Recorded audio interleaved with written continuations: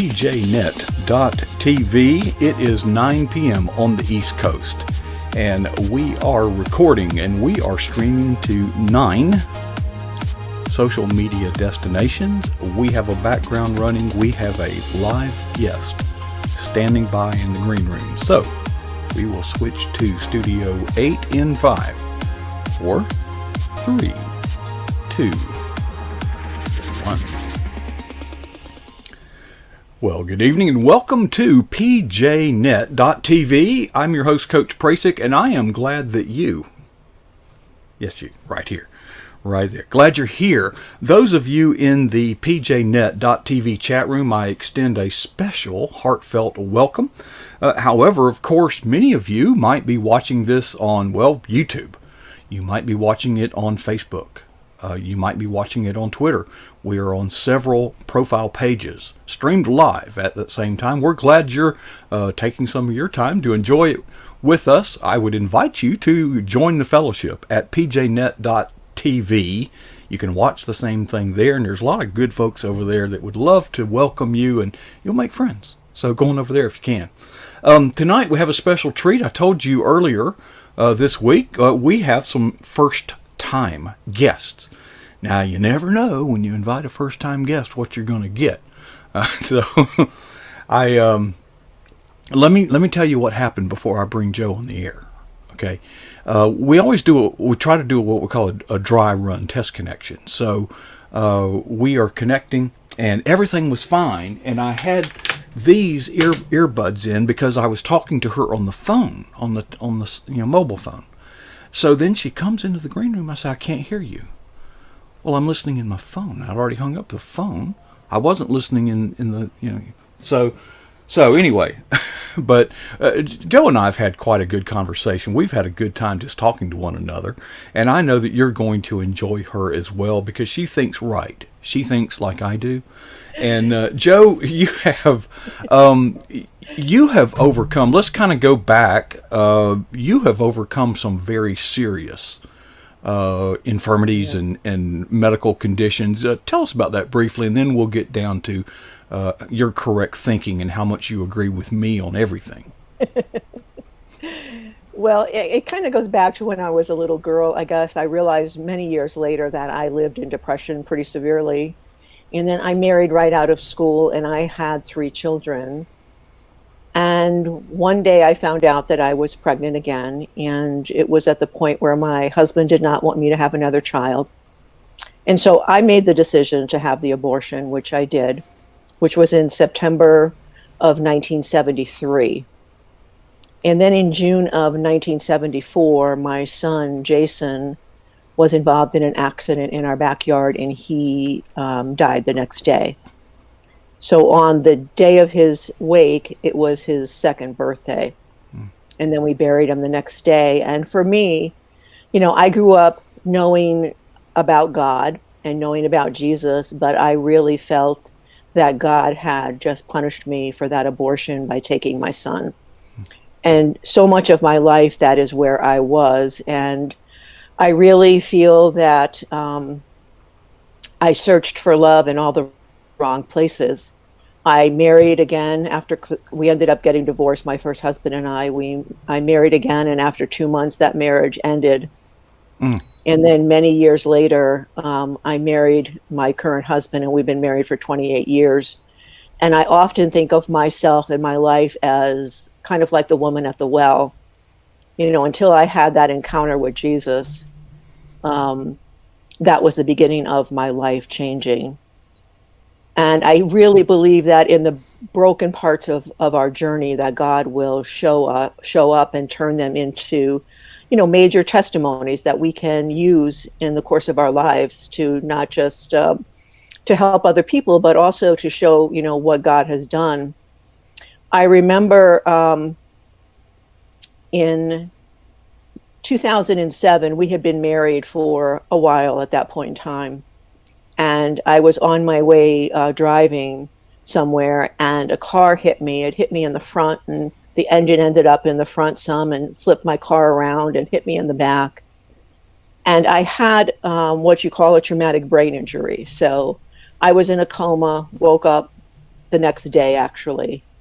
And I lost the ability to read, to write, to function really as a person. I lost part of my peripheral vision. It took me, I was in a lot of therapies. I was on 15 medications a day at one point. And the journey got even more complicated because in 2010, somebody hit the rear end of our car, and it took me even further back. So I had 2 traumatic brain injuries, and I kind of felt like my brain was in the middle of a tornado. If you could imagine the sound of what a tornado would sound like, that's what it felt like. There's not a lot that I remember. My husband tells me that every day when he would go to work, I would say to him, "Just another day, Jesus." And to this day, I don't recall that at all. But one day I was in my home, because I lived in New York at the time. I'm now in Indiana. And I heard, not audibly, but I heard in my head this question asked of me, and it was, "What can I give you, my daughter?" And I immediately said out loud, "A love of your children, of your people." And I've never had anything like that happen before in my entire life. I just know that after a period of time, I began to slowly recover. And there's a lot of things that I don't remember at all about those times. You know, my children would say to me, "Mom, you're not the same mom anymore." And I wasn't. And I don't remember parts of my grandchildren, growing up. But I really just felt that there was a quote from, I wrote it down, Mildred, I think it's Witt Struven. And she talked about a clay pot sitting in the sun will always be a clay pot. It has to go through the white heat of the furnace to become porcelain. And I really believe that God took me from the place that I was, and slowly over a period of time, years actually, I began to feel better, to be able to read. It's funny that he would have me run a book club when I couldn't read. I laugh at that sometimes. But I really believe that, God will take the things that happen in our lives and will use them, like I said earlier, for his glory. And today I obviously run Yahweh Sisterhood Book Club, and I, do other things. I love to speak, before women especially, and sometimes it's just a one-on-one, but I feel like my life, I used to ask and say, "God, why me?" And now I've learned to say, "God, why not me?" Mm-hmm. Yahweh Sisterhood Book Club. Now, you're not really an author, writer type, or are you? Well, I have published The Book Lover's Companion, which is a book that goes along with, if you are a book lover, you will enjoy this because you can put all kinds of information in it. But I'm going to tell you a secret. Don't look for it yet. Many authors will tell you to buy their book. I'm telling you not to buy it because a second edition is going to be coming out, and it's got some extra bonus stuff in it. But I am working right now and finishing up the first children's book that I'm writing, and I believe it will. I'm believing with all my heart, because God gave me the idea, that it will become a series. So I have it out already to someone, and I'm hoping that they pick it up. And if not, it will be in God's timing. I'm going to put this long address on the screen, Yeah. YahwehSisterhoodBookClub.com. What is that? Tell me. Well, I have an author every month who comes in via Zoom or whatever, and we read the book ahead of time, and then we actually get to meet the author and discuss the book. You will find we have a YouTube channel. It's under my name, Joe Massaro. Today, I had a wonderful opportunity. I still have it here. I interviewed Eric Eichinger and Eva Marie Everson. They wrote the book, The Final Race, if you can see that. It's really the full story of Eric Liddell, and you'll probably know his name from the movie Chariots of Fire. So I interview Christian authors and, post the videos up. But I love the conversations that we have. This book, I will tell you, totally and completely blessed me, and because I was thinking along the lines of all that Eric Liddell did, and what my legacy would look like when I'm gone. That was, folks, when we were talking earlier today during the dry test run. It just seems like I've known Joe a long time, because she thinks so much like I do, because there was a time in my life where, while I've never been involved in the calamity to the extent that you have, I've gone through a different type of calamity. But as we mature, we begin to think differently. We begin to think things like, will it matter that I was here? There's got to be more to life than buying the next new car, house, thing, whatever. Right.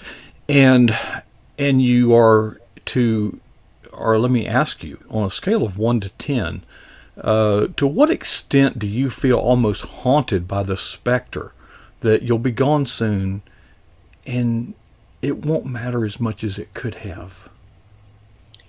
Well, I shared with you earlier that in a couple of months, I'm turning 70. And I think what I really think about is the legacy that is going to be important to God and not important to somebody else.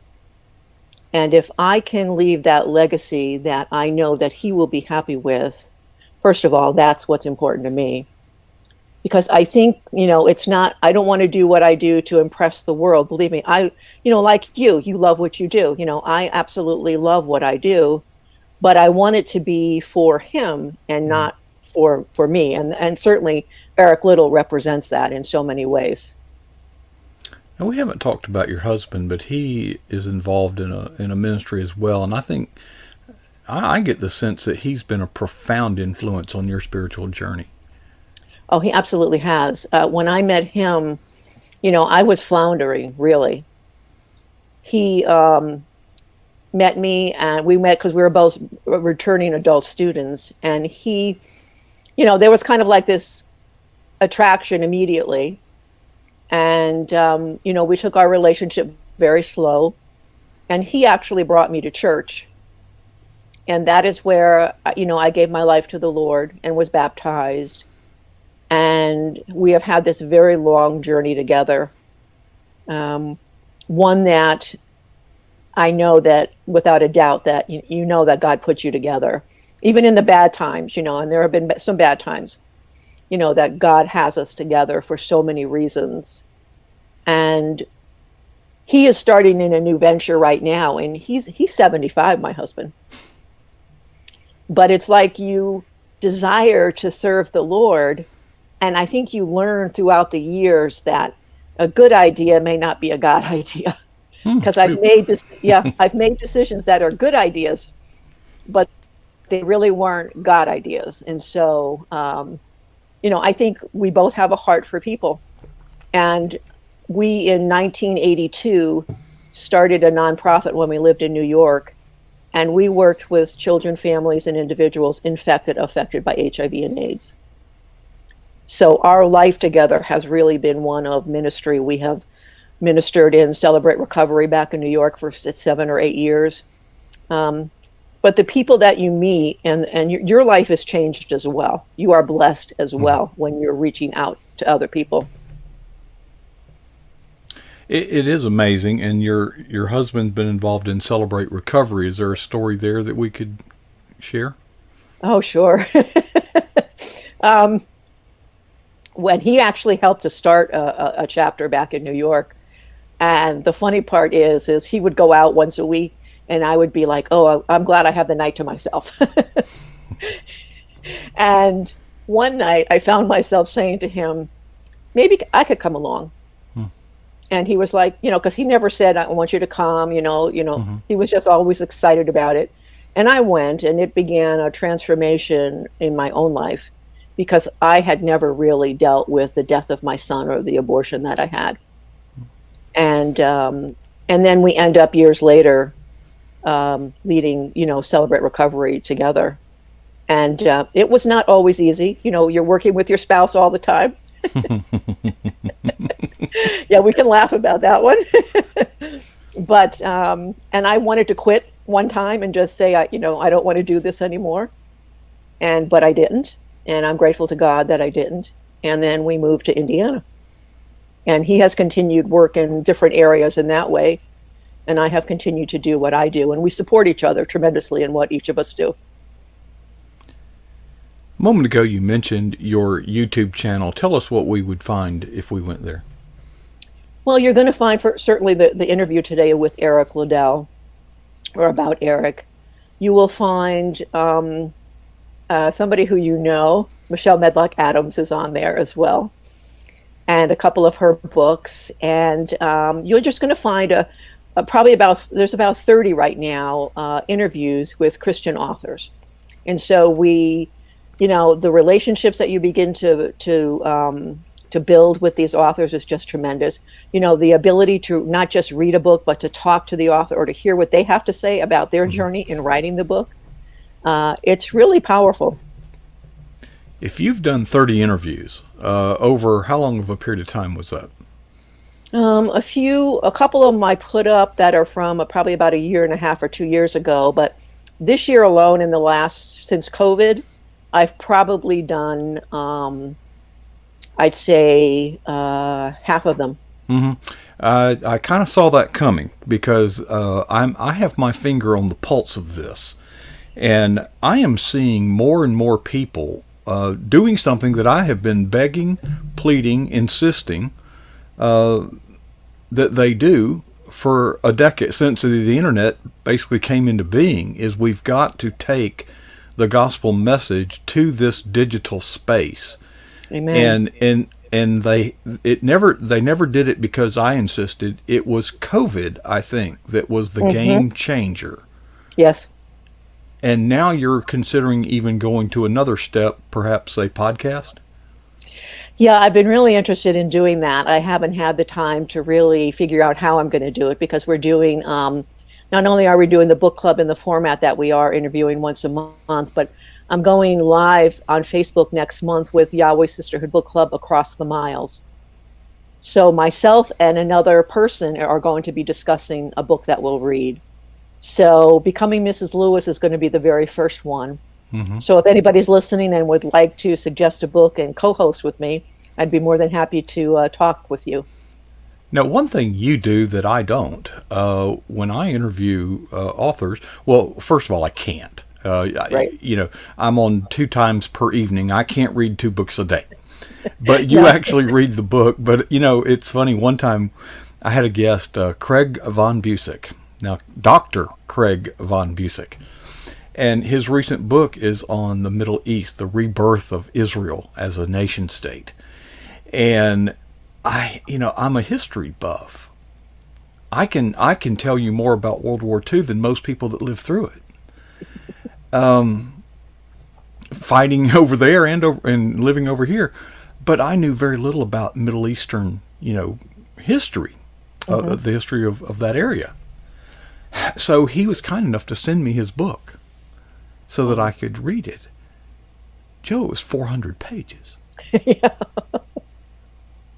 Yeah. And he said, just kind of read a little bit out of each chapter. You'll kind of get that his book is the kind of book you can't just read a little bit of. But it reminded me of the rise and fall of the Third Reich. It was that detailed and that real. And I'm glad I did, but I'm not a reader. But if you're going to maintain a commitment to actually reading the book, which if you're doing a book club and doing book reviews, I guess it's built in. That's going to be a tremendous load if you don't find a way to manage that. But it's so Twilight Zone almost, because you and I have kind of been doing the same thing. I know. For about the same length of time. All these years we've never met. Right, and you wouldn't be here except we had an opening tonight. I mean, it really, right. And we're booked usually 2 weeks in advance. And when I saw that opening, I said, I'm available, or whatever it was that I said. Mm-hmm. I have to tell you, there was no hesitation. It was just like, I knew that I had to say that. Mm-hmm. Well, and I like that, because, see, I've done recruiting in disaster relief, and we need volunteers. That's the largest need we have. Not money, not material. Yeah. It's manpower, humans. I hear you. I totally hear you. And so we go on these things where we recruit it, and it makes me sick to my stomach, when people say, well, I would, but, I don't need to hear that. I don't need it. And it's like Jesus, you don't want to do this. Don't tell me you would if. One guy just told me, he says, this is just not my cup of tea. And I said, thank you, brother. I really appreciate that. I would much rather hear that than some sorry excuse. Absolutely. Why you can't do it. But I used to go speak, and when you look at how Jesus called the disciples, it was the same type of situation. He called them to do something incredibly stupid. Just follow me. Yep. Just drop what you're doing. Leave your boats behind.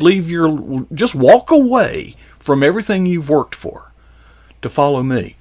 And if you look at the accounts, especially Matthew, just right now. And so I appreciated that. So I pounced on it. But folks, it takes that kind of commitment. Okay. Yeah. When look, you said earlier, if it's a good idea, it may or may not be a God idea. Mm-hmm. But if, the question here is God calling me to do this? Right. Well, if the answer to that question is yes, do it now. Don't think about it. Don't prepare. Okay.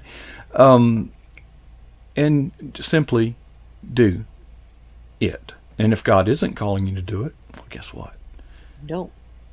Then let somebody else that God is calling to do it.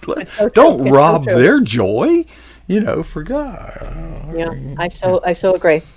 Okay. I know you've got a guest coming up. Yeah, wrap it up. Let me just say this about your guest, Michelle Medlock Adams, real quick. I met her a couple of times last year. Is the last time I met her, and I was standing in line to get a book signed by her, and I looked at her, and I couldn't take my eyes away from her because she was so gracious to the people that she was talking to. There was no rush. There was no, let me just hurry up and sign this book. And that's what I have learned about her. She is not only gracious in that way, but she is gracious in her time and in so many other ways. She actually has said repeatedly on this program, just because it's a good thing doesn't mean it's a God thing. She said really? repeatedly, I've seen her say this in seminars, I've seen her say it here on this program. Wow. Is you can be good at a lot of things, mm-hmm. but you can only be great at one or two. Yeah. Find those things that you're truly God gifted. Amen. And go into that. And it sounds like that's it. I know how you feel because I'm doing it too. I unfortunately enjoy this so much. Sometimes I beat myself up. But well, gosh, we've got to wrap up. Joe, you have blessed me. Just to have the opportunity to just compare notes with someone like you that's going down on a journey so much like my own. You're a little bit my senior, not much, but I appreciate your maturity, and I thank you for sharing. I hope that those that hear this and see this are inspired by your story, because it is truly, truly a God-given thing. So appreciate you sharing. Hope maybe we can do this again someday. I would love it. Just let me know. All right. Thank you. What a good time we have here at pjnet.tv. I was really blessed. I hope you were. I really do, because what a story.